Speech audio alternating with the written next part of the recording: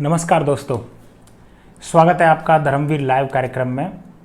अगर आपने अभी तक हमारा चैनल सब्सक्राइब नहीं किया है तो चैनल को सब्सक्राइब करें, वीडियो पसंद आने पर लाइक करें, शेयर करें। दोस्तों, राजनीति संभावनाओं का खेल है और राजनीति में कब क्या हो जाए यह कोई पहले से बता नहीं सकता। किसने सोचा था कि 1 महीने पहले जो सचिन पायलट विद्रोही तेवर अपनाए हुए हैं वही सचिन पायलट फिर से अशोक गहलोत सरकार के साथ काम करने को राजी हो जाएंगे। लेकिन यह हुआ है। ही सब लोगों को सरप्राइज देते हुए सचिन पायलट और उनके खेमे के सारे विधायकों ने एक बार फिर से अशोक गहलोत सरकार को सपोर्ट करने का निर्णय ले लिया है। दोस्तों, आज के वीडियो में हम इसी मुद्दे पर बात करेंगे और हम यह जानने की कोशिश करेंगे कि ऐसे कौन से कारण रहे हैं जिसकी वजह से राजस्थान में ऑपरेशन कमल सक्सेस होते होते रह गया है और ऐसे कौन से कारण हैं जिस वजह से सचिन पायलट वापस फिर से कांग्रेस पार्टी में आ गए हैं। आइए वीडियो प्रारंभ करते हैं। दोस्तों, ऐसे कारण जिनकी वजह से सचिन पायलट का जो विद्रोह था वो सफल नहीं हो पाया है, उन कारणों की अगर हम चर्चा करें तो 5 मुख्य ऐसे कारण हमारी समझ में आते हैं जिसकी वजह से राजस्थान में ऑपरेशन कमल सक्सेस नहीं हुआ और सचिन पायलट वो लौट के बुद्धू घर को आए वाली कहावत को चरितार्थ करते हुए फिर से कांग्रेस पार्टी में ही वापस आ गए हैं। इन 5 जो कारण हम आपको बता रहे हैं उन कारणों में सबसे पहला कारण है वसुंधरा राजे सिंधिया। जी हाँ दोस्तों, वसुंधरा राजे सिंधिया नेता भले ही बीजेपी की हों लेकिन राजस्थान की पूर्व मुख्यमंत्री रही हैं और अशोक गहलोत सरकार की सबसे बड़ी संकट मोचक खुद वसुंधरा राजे सिंधिया ही हैं। यकीन करना मुश्किल भले ही हो लेकिन नामुमकिन नहीं है। राजस्थान में भाजपा की अंदरूनी राजनीति और वसुंधरा राजे सिंधिया का एक तरीके से कहें तो राजस्थान भाजपा पर पूरा जो होल्ड है यह एक कारण है जिस वजह से अशोक गहलोत सरकार इस बार बच गई है। हम बहुत समय से ये जानते हैं कि भाजपा हाईकमान में जो नरेंद्र मोदी और अमित शाह की जोड़ी है उसकी ट्यूनिंग वसुंधरा राजे सिंधिया के साथ अच्छी नहीं है। लेकिन दोस्तों, सबसे खास बात यह है कि वसुंधरा राजे सिंधिया शायद भाजपा की अकेली ऐसी नेता हैं जो बार बार भाजपा हाईकमान से अपनी मांग मनवाती रही हैं और भारतीय जनता पार्टी का हाईकमान चाहे कितना भी वसुंधरा राजे को इग्नोर करने की कोशिश करे लेकिन अंत में राजस्थान भाजपा में चलती वसुंधरा राजे सिंधिया की ही है।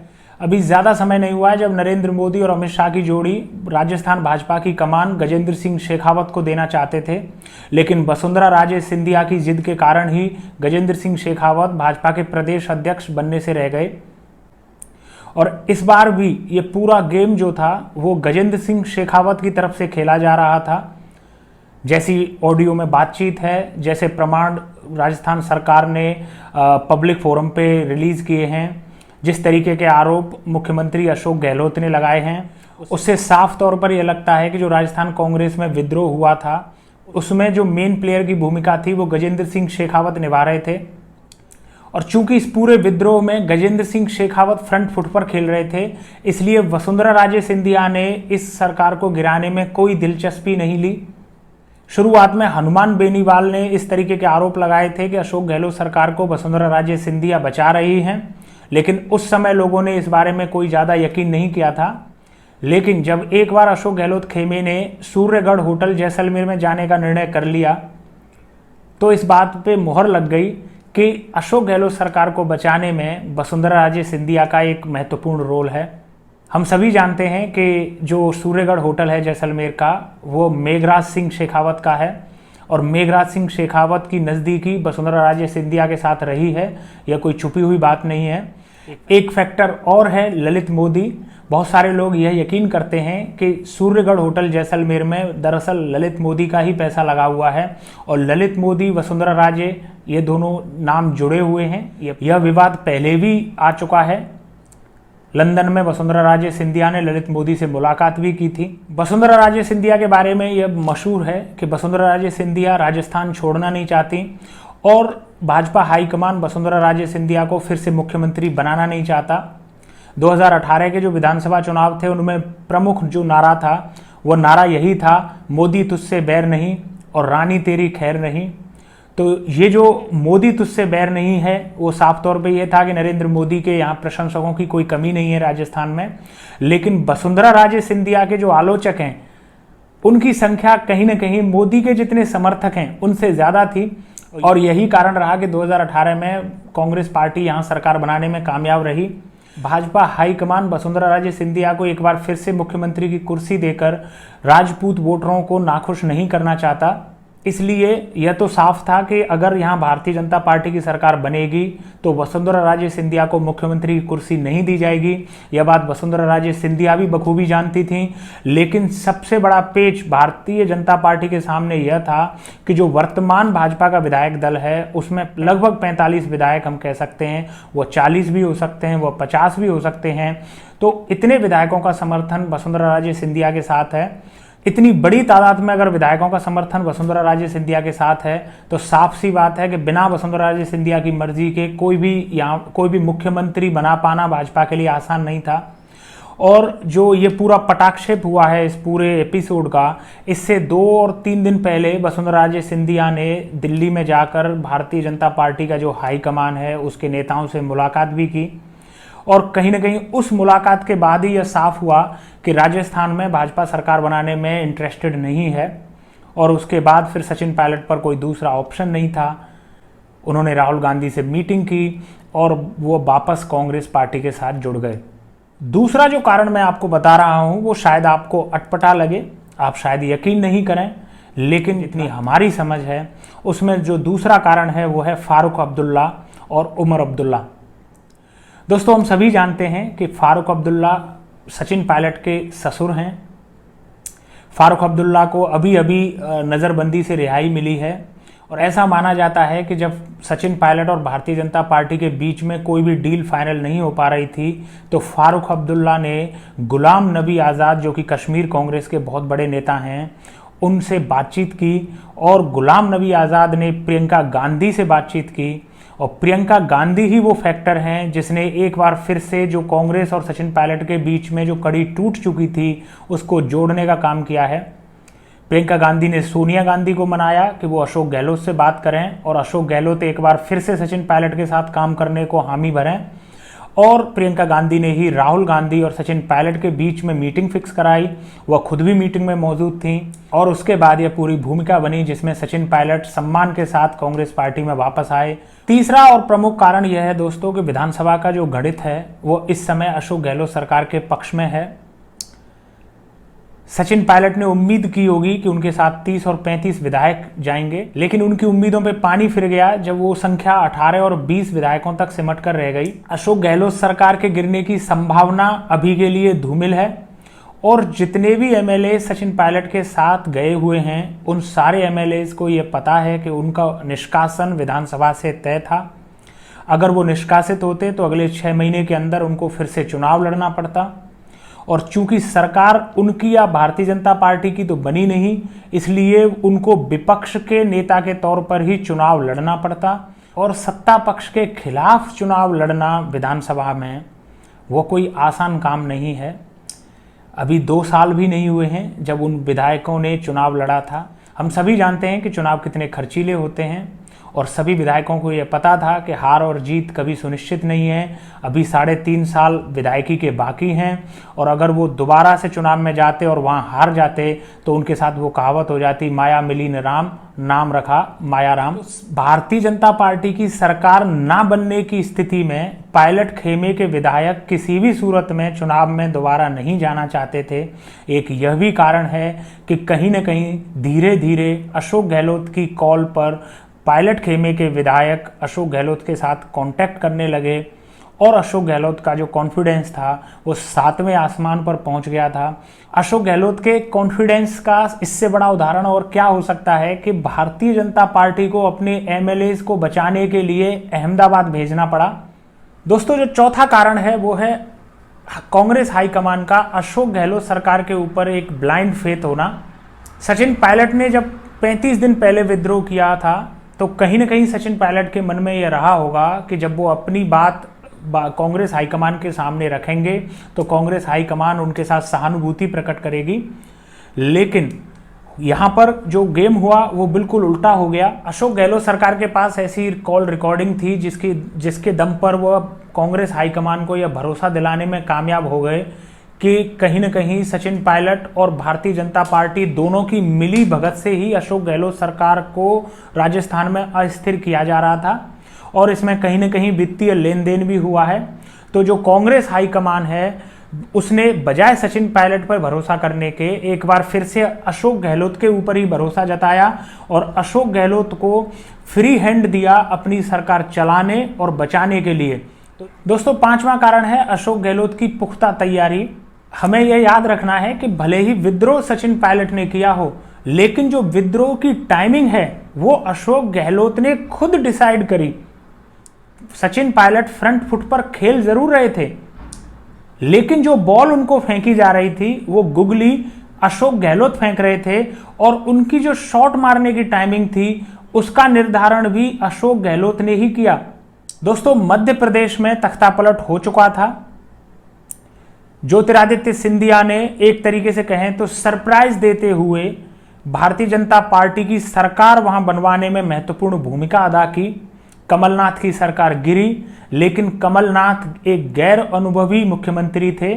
उनकी पकड़ ना तो अपने विधायकों पर थी, ना ही उनकी पकड़ मंत्रियों पे थी, ना ही प्रशासन पर थी। इसलिए वो ज्योतिरादित्य सिंधिया के जो मूव थे उनको भांप नहीं पाए। लेकिन अशोक गहलोत के साथ ऐसा कुछ भी नहीं था। जब मध्य प्रदेश में तख्ता पलट हुआ तो अशोक गहलोत यह समझ चुके थे कि खतरे की घंटी उनके लिए भी बज चुकी है। भारतीय जनता पार्टी अपने ऑपरेशन कमल को किस तरीके से अंजाम देती है यह हमने पहले कर्नाटका में देखा था, उसके बाद मध्य प्रदेश में देखा। तो अशोक गहलोत जानते थे कि इसी मोडस ऑपरेंडी के साथ कहीं ना कहीं उनकी सरकार भी गिराई जा सकती है और उस सरकार को गिराने में सचिन पायलट एक महती भूमिका अदा कर सकते हैं। अशोक गहलोत ने काफ़ी समय पहले से ही यह तैयारी प्रारंभ कर दी थी कि जो उनके एमएलएज हैं वो इनके साथ इंटैक्ट रहें। अशोक गहलोत के साथ एक अच्छी बात यह भी है कि बहुत सारे निर्दलीय एमएलएज का सपोर्ट उनके साथ पुख्ता तौर पर रहता है। कुछ ही महीने पहले उन्होंने 6 एमएलए बसपा से भी अब कांग्रेस पार्टी में शामिल किए थे। 10 के करीब उनके साथ निर्दलीय विधायक हमेशा रहते हैं। तो अशोक गहलोत ने चूंकि तैयारी करने का पूरा समय मिला, उसके बाद राज्यसभा चुनाव आए। राज्यसभा चुनावों में भी भारतीय जनता पार्टी ने एड़ी चोटी का जोर लगाया कि वो अपने प्रत्याशी को जिता सकें। अशोक गहलोत ने राज्यसभा चुनावों को भी अपने हिसाब से मैनेज करके कांग्रेस हाईकमान को कहीं ना कहीं यह भरोसा दिलाया कि वह अपने अनुभव के साथ राजस्थान को संभाल पाने में सक्षम हैं। उसके बाद कोरोना चल रहा था। कोरोना का जो मैनेजमेंट है, अगर हम कंपेयर करें राजस्थान का मैनेजमेंट बाकी के जो प्रदेश हैं भारत के, तो कहीं ना कहीं राजस्थान सरकार का मैनेजमेंट उतना खराब नहीं रहा है। तो जो आम जनता है उसका फेथ भी कहीं ना कहीं राजस्थान सरकार के साथ रहा है। तो यहीं से अशोक गहलोत को एक कॉन्फिडेंस आया कि अगर सचिन पायलट से विद्रोह करवाना है तो कोरोना से बेहतरीन टाइमिंग कभी हो नहीं सकती। एसओजी का नोटिस एक बहाना था, उन्होंने उस नोटिस को भेजा और सचिन पायलट उनकी फेंकी हुई गुगली में फंस गए। उन्होंने विद्रोह कर दिया, लेकिन चूंकि अशोक गहलोत पहले से ही प्रिपेयर्ड थे तो वह उस विद्रोह को कहीं ना कहीं कंट्रोल करने में सफल हुए। इस कोरोना काल में सचिन पायलट को विद्रोह करने के लिए मजबूर करके अशोक गहलोत ने एक तीर से 2 निशाने साधे हैं। एक तो तीर उन्होंने यह लगाया कि सचिन पायलट की इमेज आम जनता की नज़र में एक सत्तालोलुप नेता की बनाने में वो सफल रहे। जो दूसरा तीर उन्होंने निशाने पर लगाया वह है कि कांग्रेस हाईकमान की नज़र में हमेशा के लिए सचिन पायलट के जो नंबर थे वह उन्होंने कम कर दिए हैं और उन्होंने अपने बेटे वैभव गहलोत के लिए राजस्थान कांग्रेस में मार्ग प्रशस्त किया है अभी के लिए। तो दोस्तों, ये तो हमने बात करी थी कि क्या कारण रहे हैं जिस वजह से अशोक गहलोत सरकार इस बार बच गई है, लेकिन अब हम आगे यह बात करेंगे कि आगे राजस्थान में क्या क्या होने की संभावना है और सचिन पायलट का क्या भविष्य होने वाला है। दोस्तों, राजनीति के गलियारों से जिस तरीके की खबरें छन छन कर बाहर आ रही हैं उनके तहत ऐसा लगता है कि सचिन पायलट और कांग्रेस हाईकमान में एक समझौता हुआ है। उस समझौते के तहत ऐसा माना जाता है कि सचिन पायलट राष्ट्रीय राजनीति में काम करेंगे और उनके खेमे के किसी भी विधायक को उनकी जगह पर उप मुख्यमंत्री राजस्थान सरकार बनाया जाएगा। उनके जो खेमे के विधायक हैं उनके कुछ मंत्रालयों में भी वृद्धि होगी और कुछ मंत्रालयों के पोर्टफोलियोज भी शायद बदले जाएंगे। एक संभावना यह भी है कि सचिन पायलट खेमे के कुछ विधायकों को राजस्थान कांग्रेस के संगठन में जगह दी जा सकती है।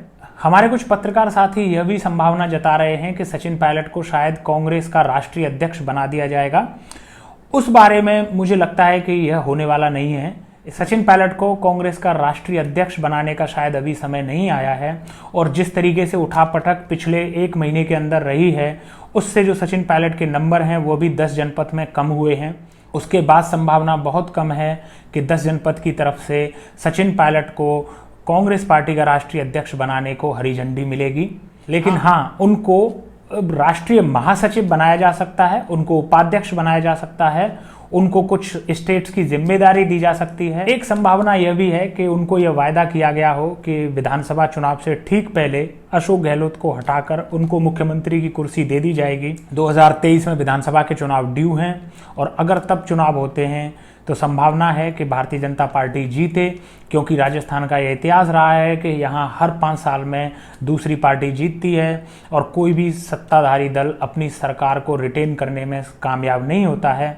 तो उस लिहाज से अगर देखें तो हो सकता है कि यहाँ पर कांग्रेस पार्टी सत्ता में परिवर्तन करे, अशोक गहलोत की जगह पर सचिन पायलट को मुख्यमंत्री की कुर्सी दे, ताकि कुछ युवा वोटर्स को सचिन पायलट लुभा सकें और कहीं न कहीं अगले चुनाव में वह एक निर्णायक भूमिका अदा करते हुए कांग्रेस पार्टी की बैतरणी को पार लगा सकें।